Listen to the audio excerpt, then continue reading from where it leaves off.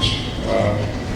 I've been assigned this talk of use of adjuvant immunotherapy in adjuvant setting in non-small cell lung cancer.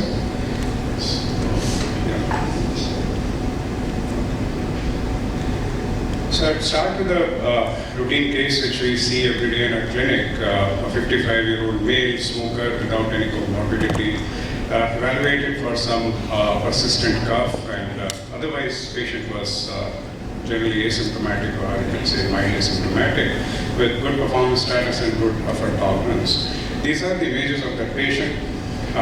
He had a small lesion in right upper lobe with a suspicious right upper paratracheal lymph node. And biopsy was adenocarcinoma, predominantly SNR pattern, TTF1 positive. The big question now is like the way we have been approaching metastatic disease so far. We were doing all biomarkers PD-L1 before taking therapeutic decision making. Is that relevant for early stage disease or not? That's the big question now. And how far we should go? Is it like just EGFR, PD-L1, or we should extend? We should do all NGS and everything, and then take the patient for surgery. So this question still remains unanswered. But I would say what's clinically relevant is something, maybe you would understand this by the end of this talk, that we should exclude patients for EGFR and ALK for selecting them for immune checkpoint inhibitors. You do have option of using adjuvant TKI for patients who have EGFR mutations. And if you have an ongoing trial, certainly it would be useful. So for any operable disease, surgical dissection have been a mainstay of treatment. And despite a radical surgery, we know that the outcomes have not been that great. And it varies from somewhere 73% for a very early disease to like just 20-25% till the advent of novel targeted agents in immunotherapy in stage 3 disease. And we know that majority of the failures are not local.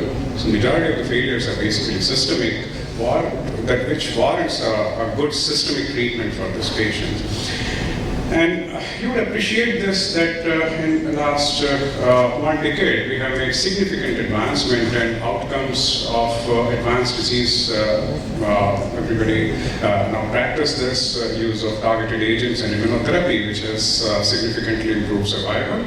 And these agents have now entered into locally advanced and early stage domain also, and we are seeing these results that with stage 3 disease, where with all radical treatments, with CTRT and all, the long-term survival are hardly 20-25%, and with the use of immunotherapy, it has improved to close to 50% now.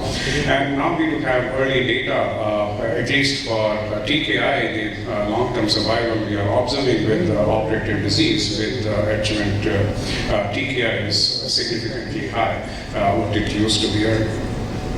So all of us know this is landmark meta-analysis that after surgery you require adjuvant chemotherapy, and cisplatin-based chemotherapy is the standard of care, and it gives you a survival advantage of around 5%. Whether you give post-op-RT or no post-op-RT, adjuvant chemotherapy remains the backbone for adjuvant treatment in operated lung cancer, and the survival benefit have been consistent between 4 to 5% in both these meta-analyses.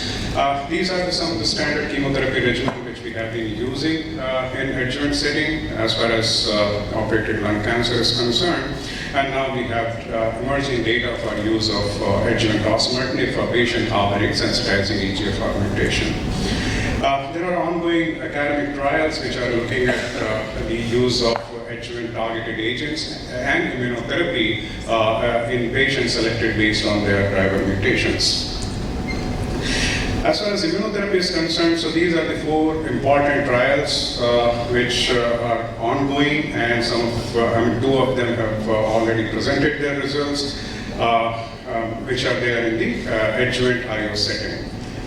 I will discuss first the IMpower 010, which is use of adjuvant atezolizumab for patients who are beyond stage 1B up to 3A who have undergone a curative surgical resection.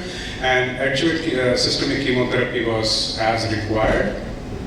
And after systemic chemotherapy, these patients were randomized to atezolizumab for 1 year and or best supportive care. And the stratification factor have been male, female, stage, and PD-L1 expression.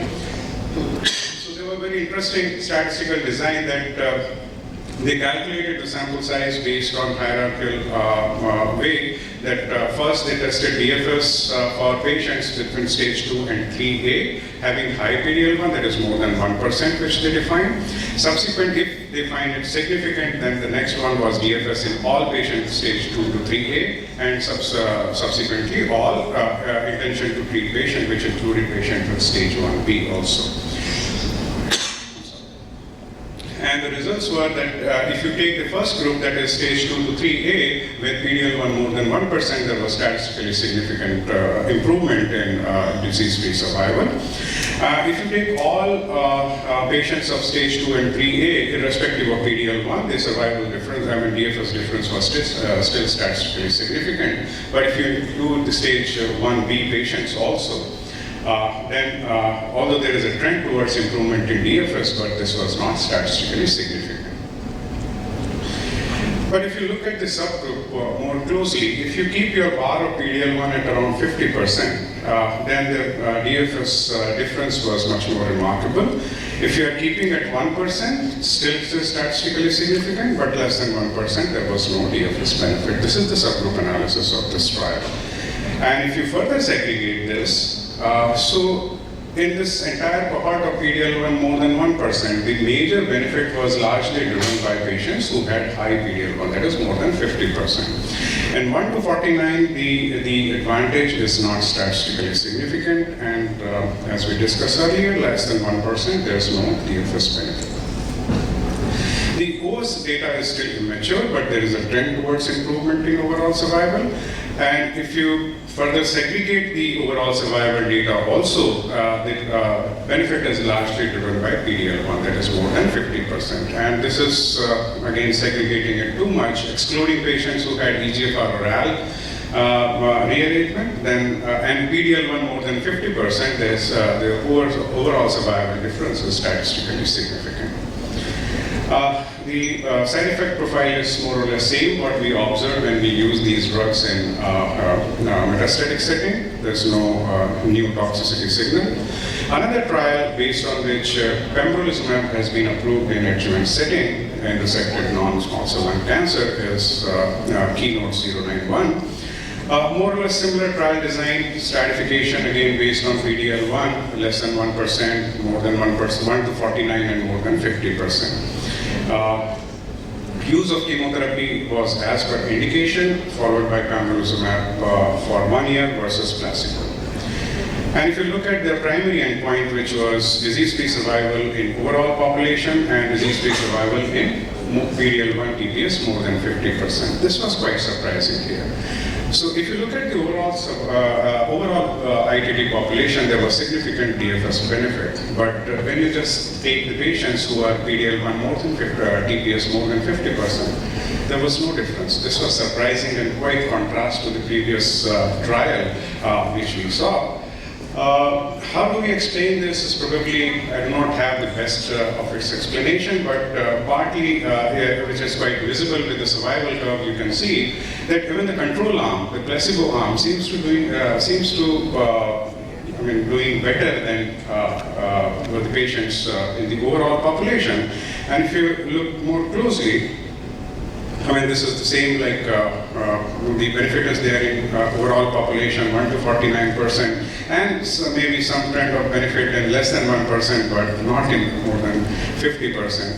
But you can see here that if you give pembrolizumab, the PD-L1 values are not really making any difference. But if you look at the placebo group, patients with high PD-L1 seems to be doing better. So whether this, there is any prognostic value of high PD-L1 in this cohort which has narrowed down the difference is something which is not explainable. Overall survival data is again immature.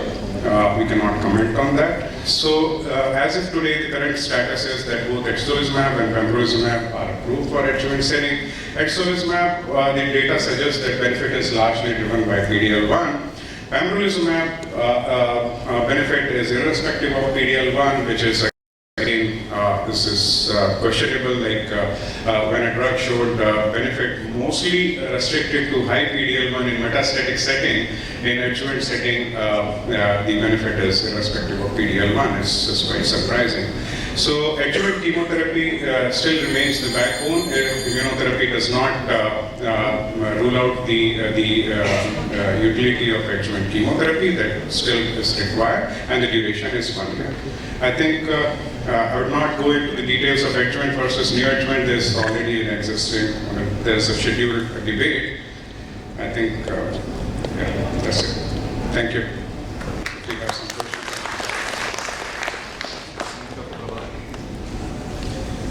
Thank you, Dr. Prabhat, for that wonderful presentation. Just would like to ask, like TPS more than 50, we say monotherapy with Pembro, if it is like stage 4. So, do you think that maybe the PD-L1 is not that reliable marker? Yeah, true. I agree that PD-L1 is not a very reliable marker, probably not the best marker, but this is the maybe much more practical markers which we have so far. I mean, be it the metastatic setting, be it in locally advanced setting after chemoradiation, or be it in adjuvant setting. I mean, as long as you are using immunotherapy as a monotherapy, so the maximum difference which we can make in responders versus not responders is practically based on PD-L1. Beyond that, I would say the absence of driver mutation is something which is much more important. That holds true both in metastatic setting, both in neoadjuvant setting and in adjuvant setting. So if you have to say what best predictive biomarker we have for immune checkpoint inhibitor is probably the absence of driver mutations. And on the top of it, and then if you have a high PD-L1 that is more than 50%, probably you are enriching your population, which would be benefiting with checkpoint inhibitors. So, question whether stage-wise the representation of PD-L1 or molecular marker does it change? It remains same. Any data on that? Over course of treatment. So, as far as driver mutations are there, they are like the initial events in the entire process of carcinogenesis. They do not change. They do evolve. You acquire new and new mutations which can confer resistance. But if you have an EGFR mutation from the beginning, it would retain even till the end. As far as PD-L1 is concerned, it's a dynamic marker. You can have differences when you do it at the time of initial diagnosis, if you do it at the time of relapse. And it can actually vary between two different regions. So variability is much more with PD-L1 and not so with the driver mutations. So though there is an FDA approval for the adjuvant IO, so are you convinced of starting adjuvant IO at present with this data only? Your voice, I mean, can you repeat? Yes, since I'm telling that FDA approval is there for adjuvant IO, so are you convinced of starting adjuvant IO with this data only at present and with the PD-L1 scenario? Sorry. So are you giving adjuvant immunotherapy in your practice, sir? IO? Yeah. Basically, he's asking, sir, that we have this data. Now FDA also recommend adjuvant IO. So with this data, are you convinced to use adjuvant IO? Right. So, I mean, there's no doubt that adjuvant IO is useful, right? There is clear DFS advantage. At least for atezolizumab study, it's much more clearer now that patients with high PD-L1 are deriving benefit with the use of adjuvant IO. If you ask me that if you have a patient who is operable and comes into this domain, whether neoadjuvant or adjuvant, maybe I would be more inclined towards using a neoadjuvant chemoimmunotherapy. I mean, we do not have an answer whether which approach is better. If you have an operable patient, you can use a neoadjuvant chemotherapy along with immunotherapy, and plus minus adjuvant immunotherapy after surgery, which will give you a fair idea that who are the patients. Just with 3 cycles of immunotherapy, you operate with who are the patients who are benefiting. A significant proportion would get a major pathological response. So that's much more striking. In adjuvant, the problem is you do not know, you treat maybe 100 patients and the benefit would be derived by only 20 out of them. So. Sir, one more question. I just had a patient He was T3N1, N1 was slightly bulky, so we gave NSCT chemo plus nivo combination. After testing EGFR, after that he underwent surgery, but there was no major pathological response. Still had a significant residual disease.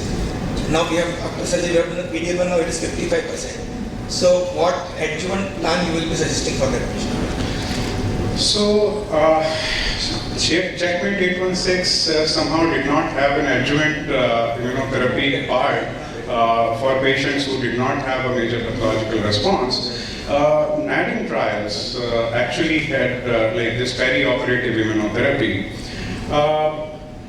If your patient has not achieved a major pathological response with immune checkpoint inhibitor and chemotherapy combination, whether he would really benefit with an adjuvant is a question which is not yet answered.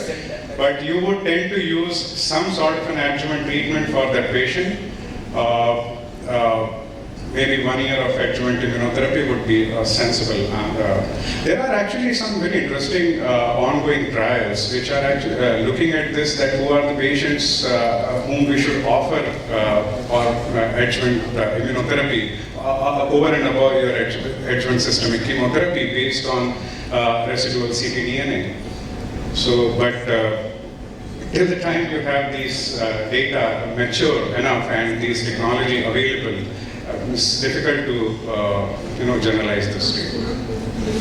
So as of today, once you have given chemoimmunotherapy, your patient has not have a complete pathological. If you have complete pathological response, is going to have a good outcome. That's a predictor for at least DFS. That data is there.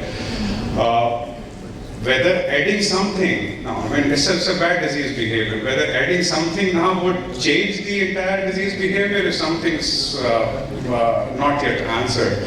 But yes, I would incline to give some sort of an adjuvant treatment for a relatively longer duration to this patient. Maybe I would extrapolate the NADIM trial data here and use adjuvant immunotherapy. So thank you, Dr. Prabhat. Thank you for those questions.